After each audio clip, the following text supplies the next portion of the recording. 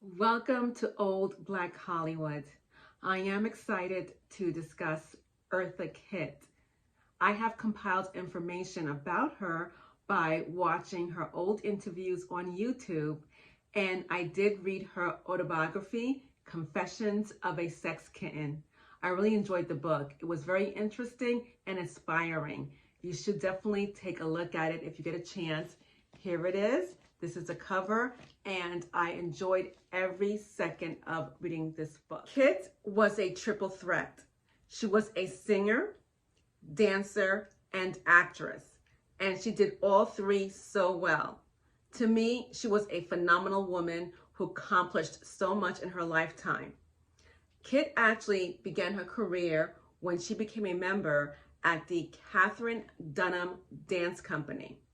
In fact, it was through the Katherine Dunham Dance Company she was able to get her first small screen role. It was in a film called Casbah. And she did not receive any credit for it because she had a small scene and she was just a dancer.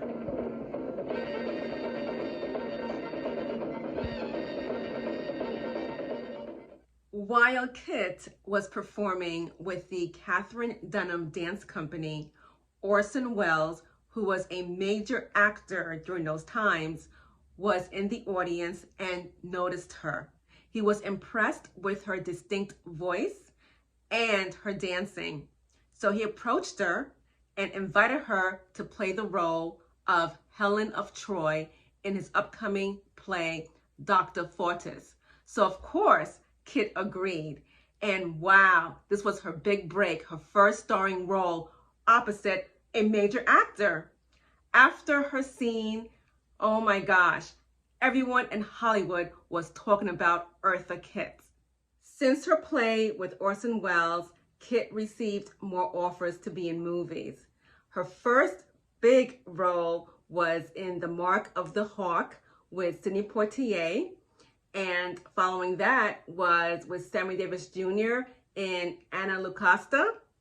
And she also was in St. Louis Blues with, of course, the famous Nat King Cole. Kitt also appeared on television. She was on 3 episodes of Batman and Robin. As we all know, she was Catwoman. She also appeared on Mission Impossible and I Spy. It was mentioned in some of Kitt's interviews and her documentaries that her career took a setback after she made an anti-war statement at former President Lyndon B. Johnson's luncheon at the White House. It was First Lady Lady Bird who asked Kitt a question about the Vietnam War, and because Kitt is very honest, she gave her an honest answer, which they did not like. Here is the answer that Kitt gave them.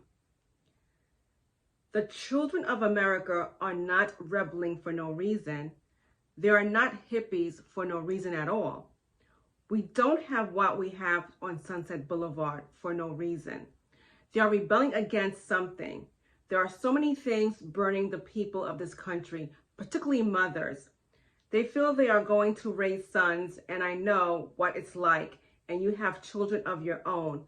Mrs. Johnson, we raise children and send them to war.